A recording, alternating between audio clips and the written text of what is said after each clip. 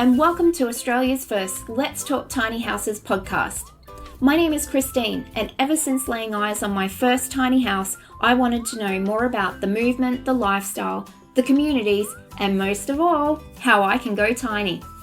While on my tiny journey, gathering information and meeting amazing like-minded people, I started thinking, apart from my business, how could I contribute back to the movement? Then I was introduced to podcasting, and that was my light bulb moment. I'm so thrilled that through this podcast, I am able to bring you an amazing cast of co-hosts who all bring their own unique skills, knowledge, and advice to each episode. All of us are extremely passionate about the tiny house movement and want to share our experience, expertise, and enthusiasm with our listeners. Each week, we will bring you a special guest interview or particular hot topic discussion that relates to tiny living for your listening pleasure. Okay, let's jump in and find out who we have with us this week.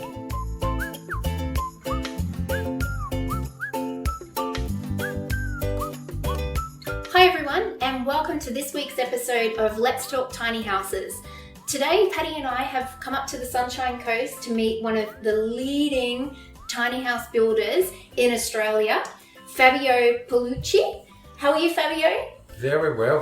How are you guys? Really How are you, Chris? How are you, Patty? Love a road trip. Yes. I know. It's always to come good to back come to to see the you. Sunny Coast. Is never too hard to come for a visit, isn't it? No. It's never a big problem, I guess. So thank you so much for having us here. Yeah, We're at thank your you. new showroom workshop. Workshed, factory, Factory. workshop. Hopefully very soon, I would say, hopefully a bit of a display home as well for tiny Showroom. houses. Yes. So to give you a formal introduction, Fabio Paolucci, the Managing Director of Aussie Tiny Houses on the Sunshine Coast. And Patty and I were saying before as well that when we were down at St Ives 2 weekends ago now, people were, we've heard about Aussie. Who's those builders on the Sunshine Coast? Tell us more about them. So word is spreading. It's everywhere. That's So good. yeah, and reputation as well. Lots of people were saying we've heard really great things about Fabio and his team, you know. And then of course it was a great in. Patty was like, I haven't built my tiny house. So they're like, tell me more. Yeah, so thank you so much for having us here today, Yeah, Fabio. my pleasure. Thank Really you. appreciate it. So if we get straight into it, for those who are listening and they are out there thinking, I want to build my tiny, where do I go? Who do I look to? For you, would you like to give us a description of Aussie Tiny Houses and some more information for people who are looking, what you provide to the customer, and then we'll go into Patty's experience purchasing through yourself as well, because she always speaks so highly of how she felt she was really involved in the build. Thanks a lot, Christine. So, we're Aussie Tiny Houses. We've been in the business for now over 3.5. We're probably almost topping to almost 4 years in a couple months. And tracking, enjoying the whole lifestyle or the whole tiny house movement. We can assist basically the customers in a variety of different ways. So, of course, we're building tiny houses. We're now creating a bit of a, that's why we moved into this new factory. So we've wanted to have a bit more of a space and a bit more of a car yard space. We're wanting to this year create what we call the Tiny House Hub here in the Sunny Coast. And we're planning to sort of hold a large amount of displays pretty much across the whole year for people to come and visit and walk through and get a feeling of what a tiny house looks like, if they can or cannot take this decision, just to sort of give that visual feeling aspect to customers, because it's such a new product and it's such a new concept. And I believe most it's being dictated by YouTube videos, photos, online things, and it's really important for you to kind of step inside, to get that real feel, and to be able to look around and say, yeah, okay, I can definitely live in a tiny house, and just sort of go through that process. So we're trying to assist customers this year with, of course, giving them this option to create a bit of a hub where they can come, look around. We're going to have a lot of, we're going to create a bit of a showroom as well, just to create a nice experience for customers that they can eventually choose all sorts of things. So We want to create the same experience or even much better for tiny house customers to build their tiny the same way as any customers are building their $1 million property out there. We want to give them this option, the chance to choose, to pick, to customize. One of the things we kind of specializing in is in customizing.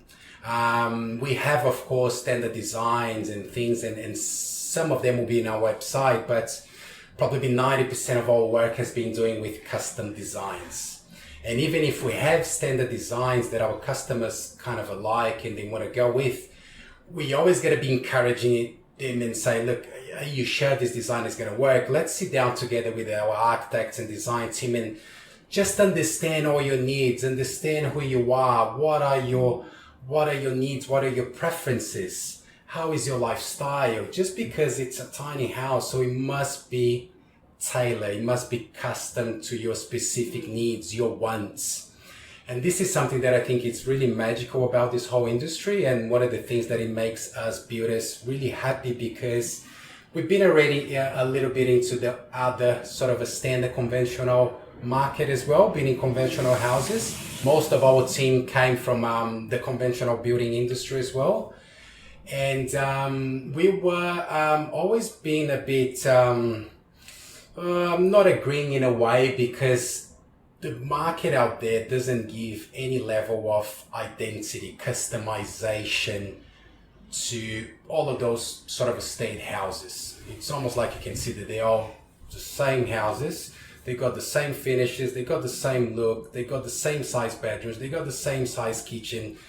But if I ask you, and I'm pretty sure I know the answer is, we're all very different to each other. I'm not a big cooker, but you could say to me, Fabio, I love to cook and I cook every day at home. Okay, we have different needs already, which is going to dictate a very different place and a different house and different needs.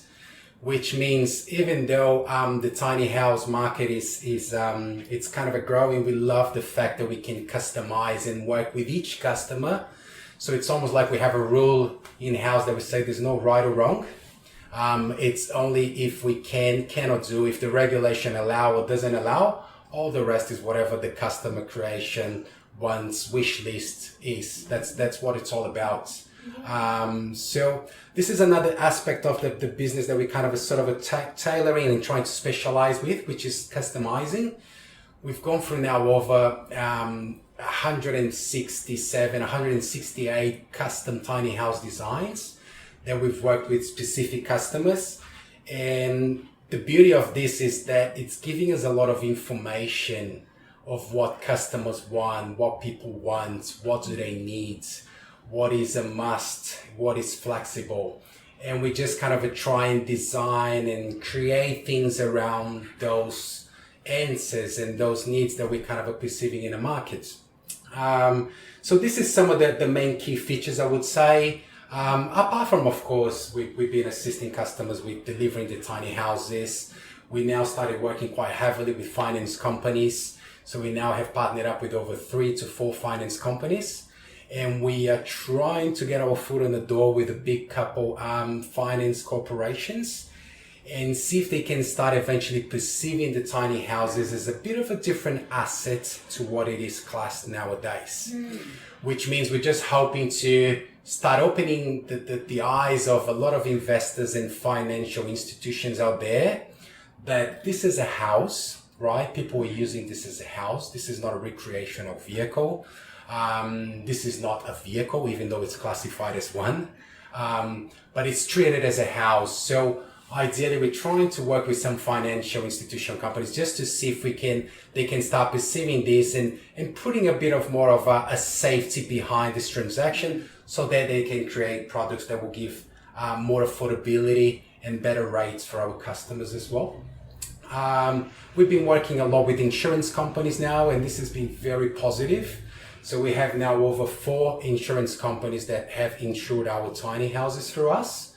And I can tell the insurance companies, they're loving the products.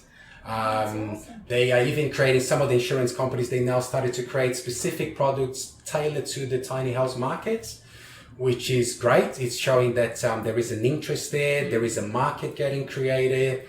And like I mentioned, we've been having pretty much almost 100% of our tiny houses getting insured through these companies. Yeah, so this is a little bit about the overview of Aussie Tiny Houses, or since we've started. Yeah. So what I'm really picking up from what you've just explained there, and from feedback from Patty, is it's not just about going and buying a McMansion or a cookie cutter home. You're really providing a personalised custom service to each person, and that's part of the whole experience, like becoming part of the Aussie Tiny Houses family. And it's like a real warm, caring experience that you go through, and you're part of it all the way. Because I always absolutely Patty always says, Fabio would send me pictures, and it's just really great, and move this, move that. You know, you really felt part of it. And I think that's a big thing with the tiny house community. There is a community, and everyone wants that community family feel. Yes. And that's what you're really providing. And we've noticed as well that because it's a new market, people are really sort of following each other. They're supporting each other. They are needing, they're craving this information and things. So we've been working with a lot of our customers that are blogging through their journey of building the tiny house, or even customers that eventually just wanting to know how the tiny house is progressing. And we kind of like to feed them a lot with photos. So we have we create a kind of our building team, as soon as the building starts to progress and go into production, we have a bit of we create a process where basically we open a communication channel in between the building team and the customers. And they're going to be first, of course, talking to each customer, because each customer has got different requirements. Some customer says, please just send me photos when something big has happened and we just want to see the building progressing. And some customers, they say, look, send us as many photos as you can, send us videos, send us all of these type of things, because I think it's just poking them a little bit to just sort of get their feeling, participate on that, even though they're not here nailing and working, they feeling that they're part of that and they see that growing. And it's almost like having a baby. Almost like having a baby. Getting little ultrasounds. That's a really good analogy. And just taking care and seeing that growing and kind of monitoring all of that. So it's a really fun process, because, like I said, even in the conventional markets, you could be spending a fortune on building your house, and I'm pretty sure that the builders are not going to be updating you. And even I don't know how enthusiastic you will be in regards to that comparing to tiny houses. So, so definitely would like to sort of work with the customers and try and show them what's happening inside our factories. We are planning, and we just started actually today, our electricians, they started running cameras inside our factories. So our plan is for soon to start giving maybe even access to some customers so they can see exactly how the tiny house it's going, what's happening. We show that there's nothing for us to be hiding from our customers, of course, and but it gives them that access, which is just like you mentioned with the kids, that they started now with the daycares. I've got 2 daughters, and they started now giving these options where they have apps where you can monitor all the photos and activities and things happening with your kids during that day.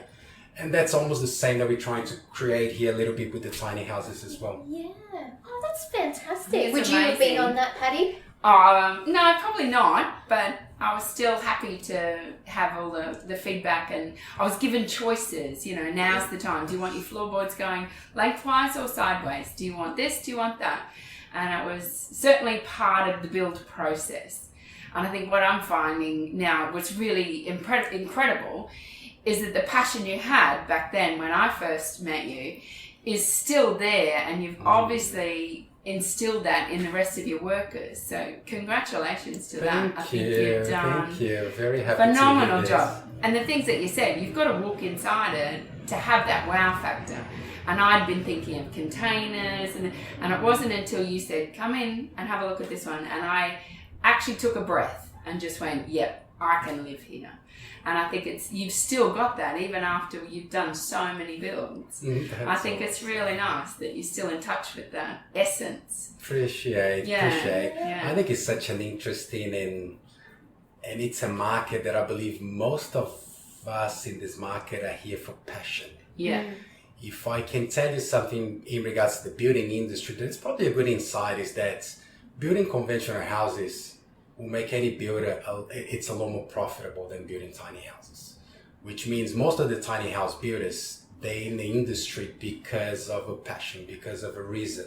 And that's what we've always wanted to do since we sort of understood a little bit more about the conventional housing market. And then we said, okay, we got to try and offer possibilities and different options for customers. We got to try and open up new doors, I would say, for this market to come through. So really appreciate actually the words.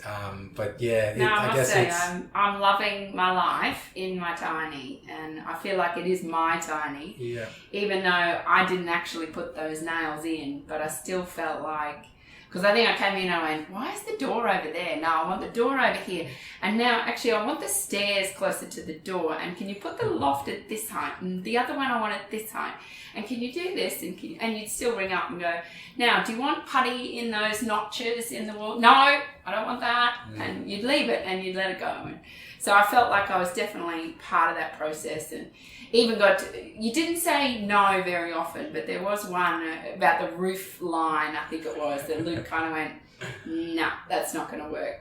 And I kind of went, okay, I'll take that, no. But that's good too, to know that that's correct. there are limits. We did say we have regulations, we have sort of a methods and processes. Yeah. And some of those changes, like I went from the little peak roof to the skillion roof, and it turns out now I only needed one set of guttering, and that the water flowed off the back of the house, and so these different decisions. It's going to work better for the solar panels. That's it. Different decisions that I made. I didn't realise the consequences, and I'm not sure if you knew the consequences ahead, but all the decisions that we made were for the good of, I guess, how I wanted to live. Like you were saying, it's very individual.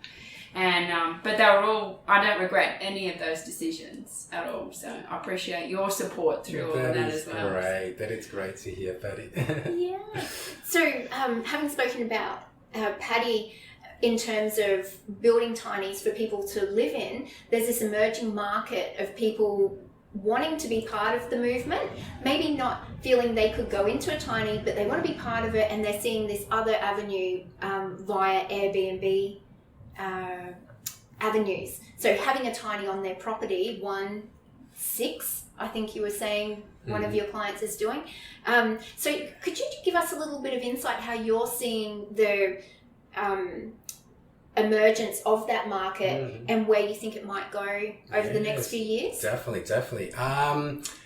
Definitely we've been seeing a massive amount of investors or different profile coming into the tiny house market, basically. I believe, I guess it's not because it's taking from the other market, but it's just that the tiny house concept it's coming up out there quite big, and it's showing that it's so flexible and it's got so many positive things that even other markets now are starting to look into tiny houses and seeing the benefits on how they can translate the tiny house concept to their specific market. So the same way the whole housing industry is going for a bit of a revolution, in a way. I call it a revolution because I see things changing quite drastically from now on, I would say. So I believe the same way that the housing industry is going for a bit of a big change, the accommodation businesses are going through the same stage as well, which means they started understanding that people, they don't necessarily need just the accommodation fact, which is a roof over their heads.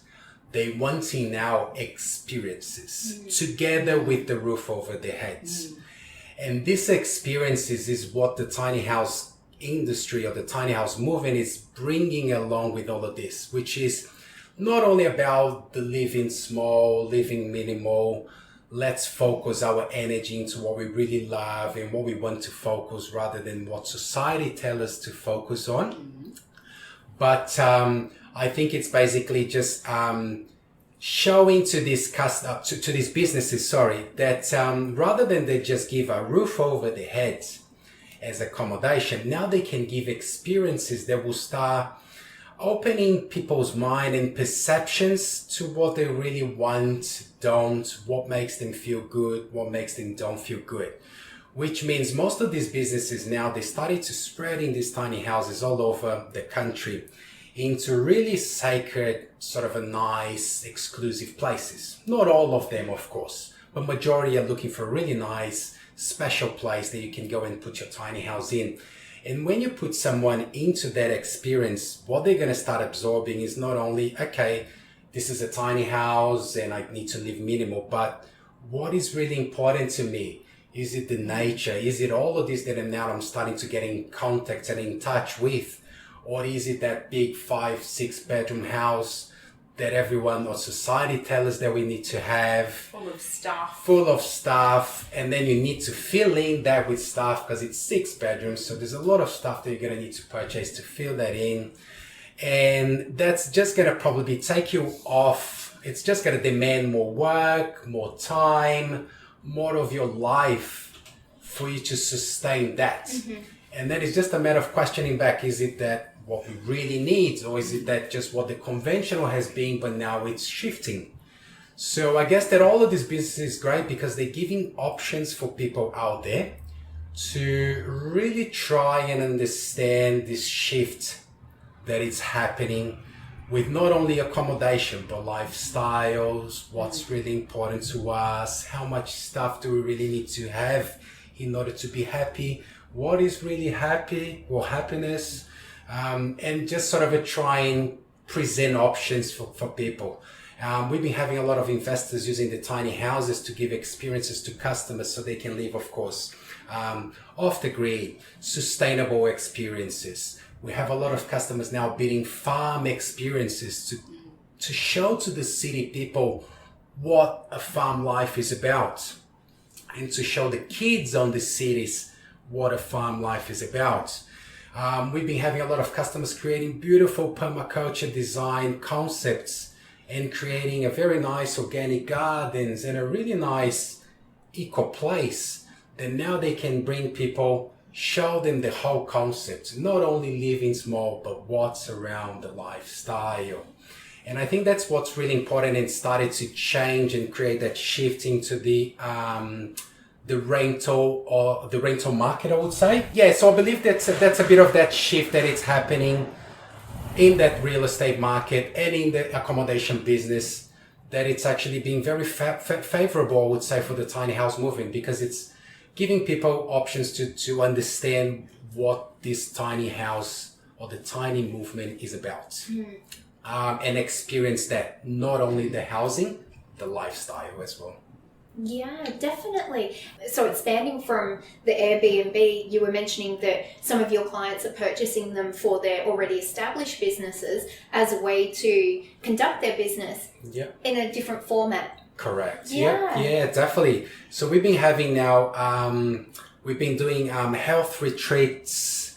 We've been doing tiny houses that are tailored to small businesses. So we've been having, let's say, masseurs that they have their massage clinic, or they need to rent a space out there. And now, rather than they put this money towards a rental, they can put this money towards purchasing their own mobile clinic, for example, and have the flexibility of having that clinic first anywhere they wanted to have, but also have that in their yards, for example. So you could have customers coming, rather than coming through your house and maybe disturb your lifestyle or your family lifestyle.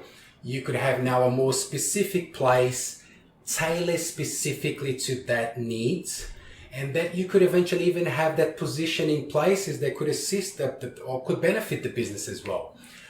We had a psychologist, as we were speaking before, and she wanted to create a bit of an office outside of her house, and he had a big yard and a big acreage actually. And she said, why don't create an office that could be in within nature rather than being in within more of what we commonly see every single day. So, and she thought that there would be a big benefit to her business in giving that option to customers to have that treatment in a beautiful, nice, lush, green place Yeah. So definitely we see that the tiny houses are not only going to people that are wanting to live tiny, but they're going out to a variety of different needs, purposes, businesses that eventually are finding what's important in that niche. Yeah, it's fantastic. And I was just picturing, we have lots of discussions in the tiny house movement of tiny eco villages.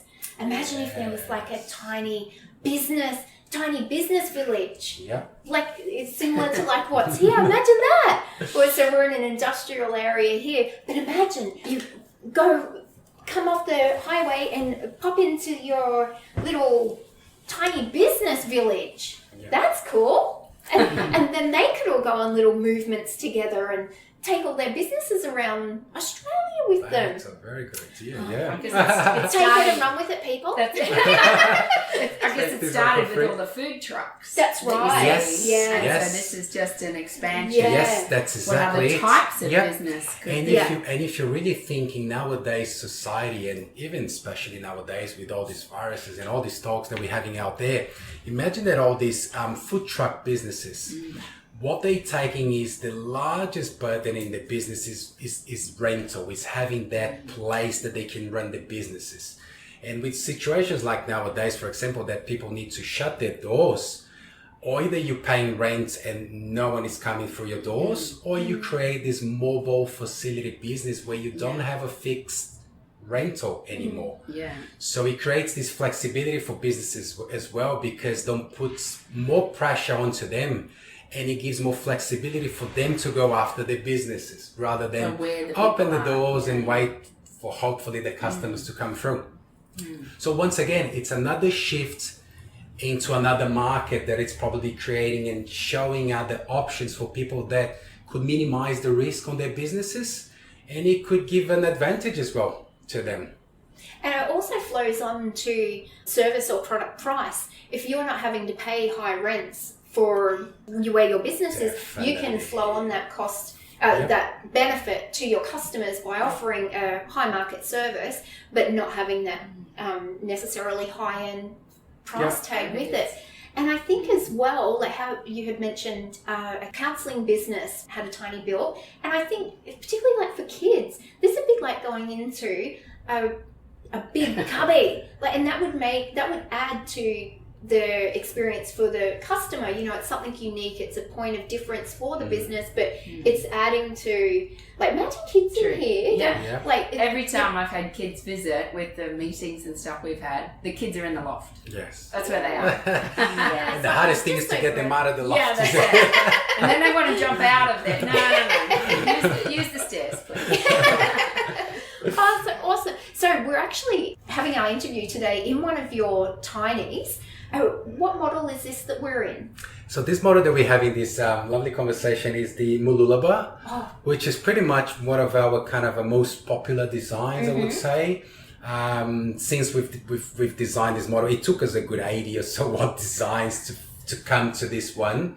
I would say after learning and trying, testing and building and going through that learning curve. So this is the Mooloolaba 7.2. It's basically a 7.2 long tiny house. The width, we all know, it's about 2.5 max from the outside and 4.3 meters high from the ground to the highest point. We have a loft bedroom basically, and we have a very different design actually with this tiny that probably you guys have noticed, that we kind of created a way to wrap and get the stairs kind of out of the mid context of the house, which is where we spend most of our times and living and kitchen areas. So sort of just design it differently to kind of open up more the spaces for the areas that we use the most. And this is one of the things, this design came from after we, like I mentioned, after designing so many and getting in touch with so many customers, that they wanted to have the bathrooms a little bit more private and not directly linked to the kitchens. Yeah. They wanted to have the stairs in a way that it's more kind of safer to climb up and down. That's why we create walls around those stairs, so it's a lot safer. So even actually we've been having a little bit older customers that they wouldn't accept the lofts, let's say, or they would prefer a ground level bedroom. Now, taking this model because they kind of really like the way it works and the way we kind of tuck away the stairs out of the way, the way this space that we're talking now feels quite big and open. So we're just gathering all of this information from these customers and kind of just trying to tweak and design for those. Yeah. So what would be one of the most innovative requests from a customer or peculiar requests from a customer that you've had to innovate and make happen? That's a very tricky one. We've had so many type of questions and ideas and things, and I understand actually one of the reasons, and the reasons is because most of the information, the videos, the ideas, and that it's happening in the tiny house industry, it's coming from America, it's coming from Canada, which has been one of the first markets to start really growing. And they have very different regulations on their markets, Right. which makes it sometimes really amazing ideas, but sometimes we cannot transpose them into the Australian market.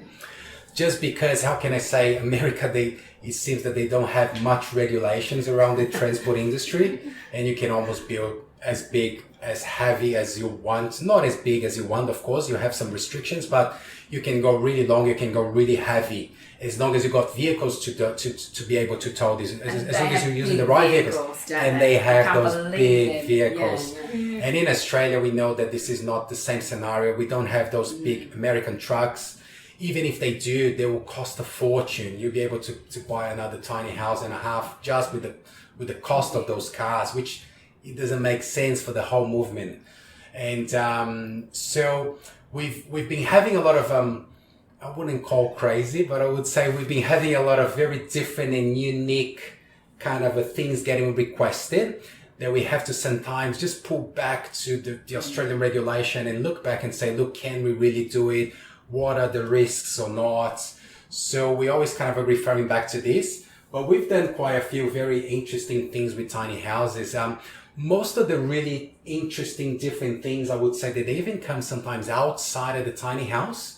And that's what I mentioned, that the tiny house, it's not within only that space that we are now talking to all of you guys, but it's the landscaping and everything you create around that space as well. And this is one thing that we're very kind of picky when we are designing our tinies, because even though a customer says, look, let's just design my tiny house, we're always going to say, okay, what are you doing outside? What are your plans to be doing outside?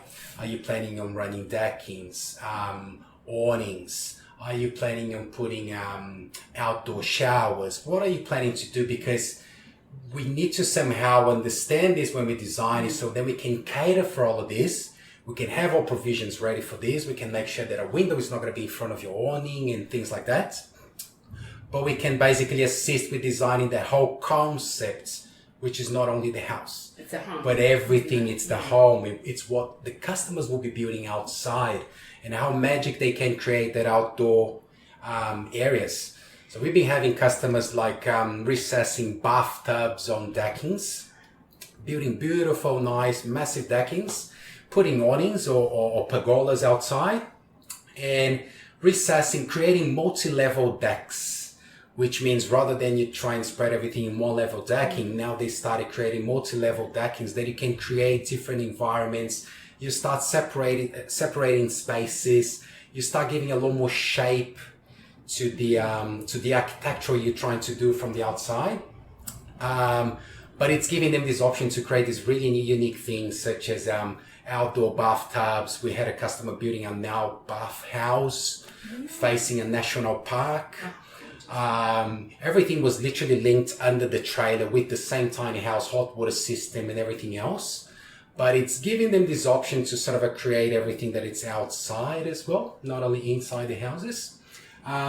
Inside of the houses, I would say that we had customers already asking us to find ways to build a house that they could even actually move and carry the motorbikes in as well. Oh. So we had to create kind of a tiny house that had a separate sort of a bit of a space in the back to load bikes. Basically, it was a beautiful Harley Davidson big bike. Wow. So one of the proper ones.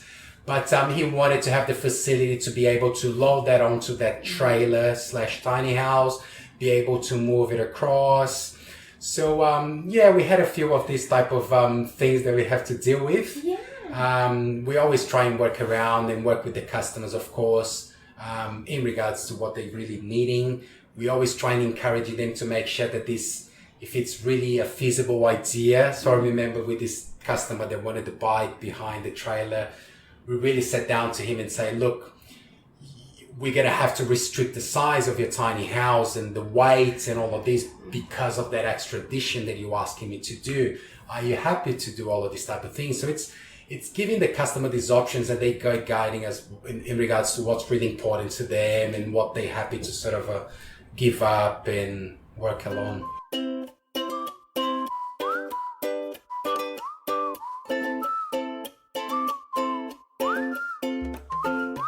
Wow, what a great episode. I would like to thank you for listening, and I really hope you enjoyed this week's discussion. I would like to now invite you over to our exclusive Facebook group, where you as our listeners will be able to interact with us, each other, see photos and additional extras that accompany each episode, and be the first to know what we have coming up. If there is a particular topic you would like to hear more about, or someone you think we need to interview, please drop us a line at letstalktinyhouses@gmail.com or via our Facebook group. You can find this podcast series on iTunes, Spotify, or your favourite podcast app. And while you're there, please show your love by giving us a rating. Hopefully it's 5 stars. Our show notes will be available on Podbean, along with any podcast corrections and amendments. The Let's Talk Tiny Houses podcast is brought to you by myself, Christine Murphy, and my business, OCD, Organising, Cleaning and Decluttering Specialist, which can be found on Facebook or through my website, ocdpro.com.au. I would like to thank all my co-hosts for their amazing contributions, and Joanne Helder for editing all our audio and making it sound so fabulous. Until next week, please take care and enjoy yourself.